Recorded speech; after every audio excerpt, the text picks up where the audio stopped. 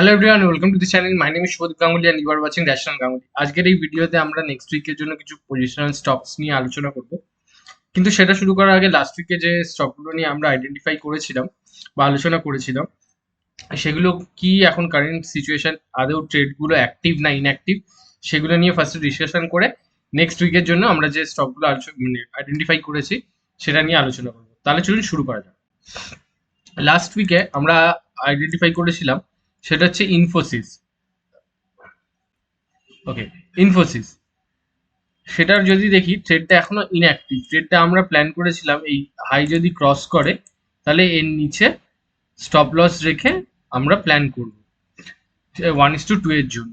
এখানে একটা গ্যাপ ছিল, গ্যাপটা মোটামুটি ফিল করেছে। তো আমরা টার্গেট করছিলাম ফার্স্টে 1:2, তারপর ট্রেল করার। কিন্তু ট্রেডটা ইনঅ্যাক্টিভ। ট্রেডটা আমাদের এই এন্ট্রি প্রাইস অ্যাক্টিভ আসেনি, তো আমরা এন্ট্রি করতেও পারিনি। তো দেখা যাক নেক্সট স্টক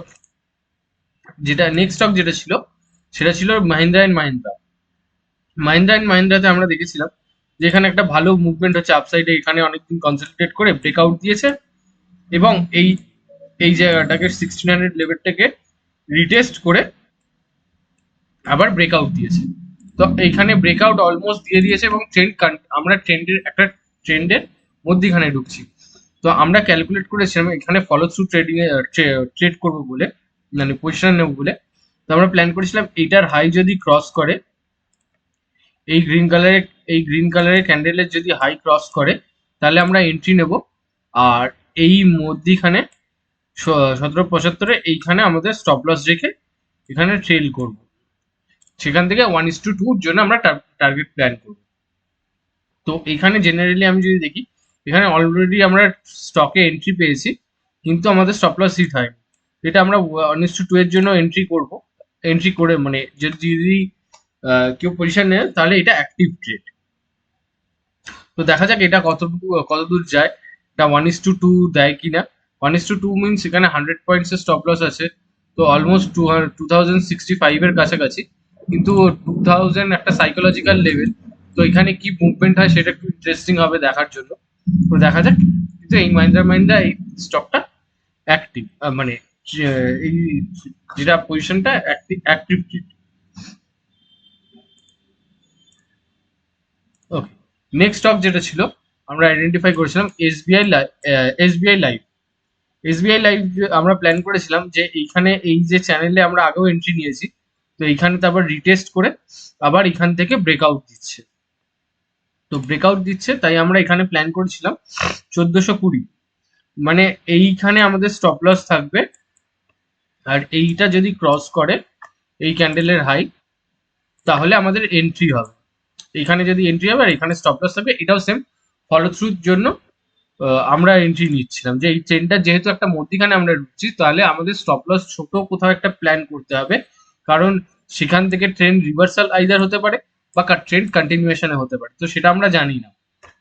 তো সেই হিসেবে আমার পজিশন সাইজিংও কম হবে, আর এন্ট্রি যেখানে নেব সেখান থেকে স্টপ লস একটু কম রেখে আমরা প্ল্যান করবো।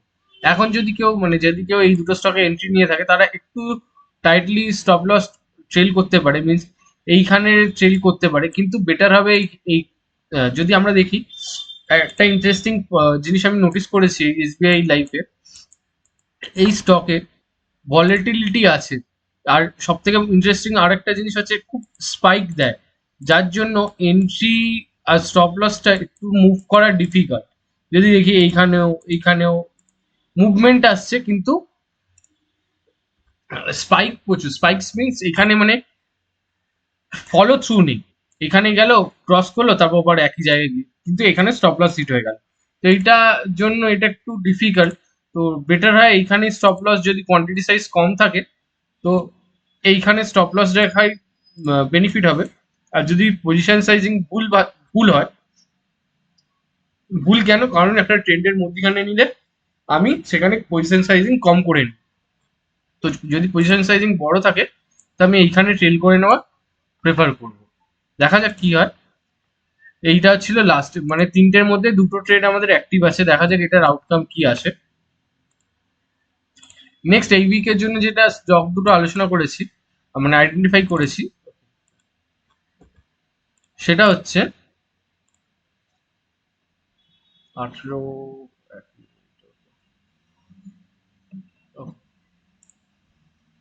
ফার্স্ট হচ্ছে টাটা মোটরস। টাটা মোটরস আমরা যদি দেখি, টাটা মোটরস আমরা প্রিভিয়াসলিও এন্ট্রি নিয়েছি এর আগে, সেটারই কন্টিনিউয়াস, মানে আমরা এই ব্রেকআউটে নিয়েছিলাম, তারপর এইখানে একটা ব্রেকআউটে নিয়েছিলাম। তো দেখা যাক এটা কি হয়। তো আমরা নেক্সট যেটা নিচ্ছি সেটা হচ্ছে 25/2/2024 এন্ট্রি প্রাইস। যদি আমি দেখি, প্রথমে আমি এন্ট্রি প্রাইসটা লিখে নিই, 950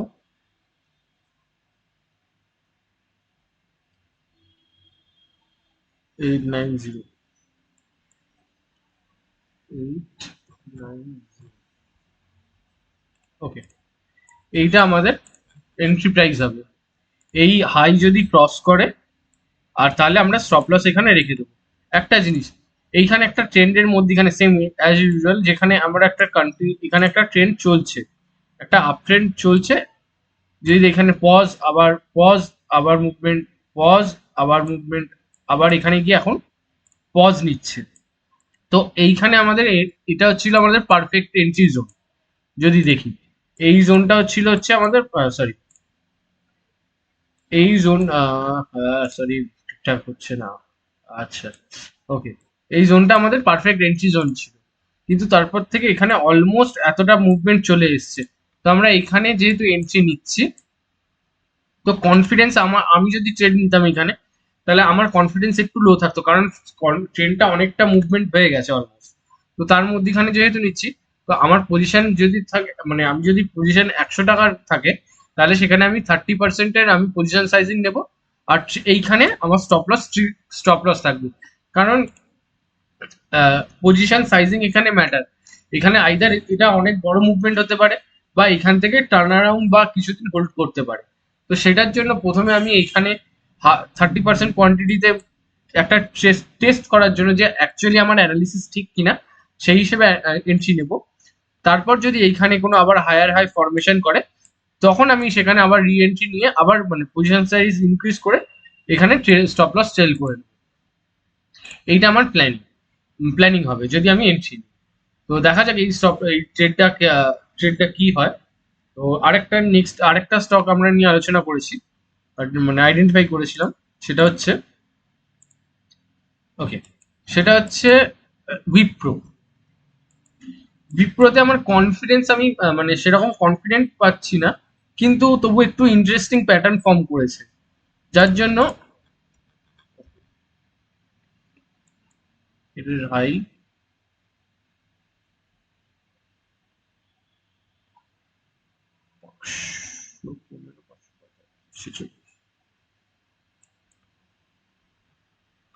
546,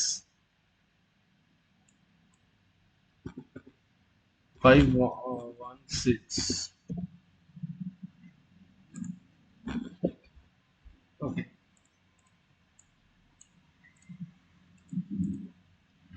এইখানে এন্ট্রি নেব। কেন আমি এখানে একটু এন্ট্রি নেওয়ার কথা ভাবছি, তার কারণ যদি দেখি, এইখান থেকে ট্রেনটা আপওয়ার্ডস একটা ট্রেন্ড ছিল, কিন্তু এইখান থেকে ট্রেনটা ব্রেন্ড হয়, এইখানে ট্রেনটা ব্রেকডাউন দেয়। তো এইখানে অলরেডি একবার ফার্স্ট টাইম টেস্ট করেছে, এটা সেকেন্ড টাইম টেস্টও করেছে, থার্ড টাইম এখানে ওয়েট করছে। তো একটু এখানে মানে কনফিডেন্স না পাওয়ার কারণ হচ্ছে এই জোনটা অনেকদিন ট্রেড করেছে, যার জন্য এখানে কিছু আমরা রেজিস্ট্যান্স পেলেও পেতে পারি এই ক্যান্ডেলগুলোর হাইয়ে। তো একটু এখানে ভলিটিলিটি হওয়ার চান্সেস বেশি, যার জন্য এখানে একটু এন্ট্রি যদি আমরা নিই, এখানে আমাদের কোয়ান্টিটি সাইজ, আমার আমি যদি নিই এখানে কোয়ান্টিটি সাইজ আমার কমে যাবে, অনেকটাই রিডিউস হয়ে যাবে। আর পজিশন সাইজিং আমি এইখানে যদি যেখান থেকে সেল অফ এসছে লাস্ট উইক, তার হাই যদি ক্রস করে, সেটাই আমি এন্ট্রি নেব। আর ঠিক এইটাই তার কারণ হচ্ছে এইখানে কেন স্টপ লস রাখবো, যদি দেখি এখান থেকে সেল অফ এসছে, বাইং এসছে, হোল্ড করেছে। তো এই ছোট্ট জায়গায়, এই ছোট্ট পজিশনটার লেন্থের 50%-এর কাছাকাছি আমি এখানে রাখবো স্টপ লস। তো যদি এইখান থেকে যদি ব্রেক, মানে স্টপ লস হিট হয়ে যায়, চান্সেস আইদার মানে একটু ভলিটিলিটি হতে পারে, আর নইলে একটু আবার নিচে এসে এই 440টাকে রিটেস্ট করতে পারে, যার জন্য এখানে আমার পজিশন সাইজিং কম হয়ে যাবে। মিনস আমি যদি আবার বললাম সে আমি 100 টাকার যদি আমার ফুল কোয়ান্টিটি চাই, আমি মানে প্রথমত আমি যে স্টকেও যদি আমি কনফিডেন্স যদি থাকে, সেখানে আমি মানে দুটো পার্টে এন্ট্রি। তো এই ক্ষেত্রে এরকম যখন আমি যেখানে আমার মানে কনফিডেন্স ল্যাক করবে, সেখানে আমার পজিশন সাইজ অনেকটাই রিডিউস হয়ে যায়। মিনস আমি 30 কি 40% আমি দিয়ে অ্যাকচুয়ালি টেস্ট করি যে আমার অ্যানালিসিস যে সেটা ঠিক না ভুল, মার্কেট কি বলছে। কারণ আমি যত যাই অ্যানালিসিস করে নিই, তাহলে মানে কোনোটাই যে 100% ঠিক হবে এরকম কিছু না। যদি 100% ঠিক হতাম, তাহলে পুরো সবকিছু বেঁচেই একটা স্টকেই আমি ইনভেস্ট করে ট্রেড করে বুঝতে পারতাম, কিন্তু সেরকম না। তো আমার অ্যানালিসিস অ্যাকচুয়ালি ঠিক কিনা ভুল সেটা মার্কেট ডিসাইড করবে। যদি ঠিক হয়, তাহলে সেটা আমি ফার্দার আবার একটা এন্ট্রি নেওয়ার চান্সেস পাবো। আর যদি না হয়, তাহলে আমাকে ভুল হিসেবে স্বীকার করে বেরিয়ে যেতে হবে। এইভাবে আমি মানে ভাবনা ভেবে ট্রেড করি। তো এইটাই হচ্ছে ব্যাপার, যে এইখানে যদি হাই ক্রস করে, তাহলে আমরা এই ক্যান্ডেলের লোতে স্টপ লস রেখে ওয়েট করব 1:2 এর জন্য, আপ টু এই সুইংটার জন্য 600+। প্রথমে আমি ওয়েট করবো 1:2 এর জন্য, দেন আমি এই ওয়েট করব এই সুইংটার জন্য।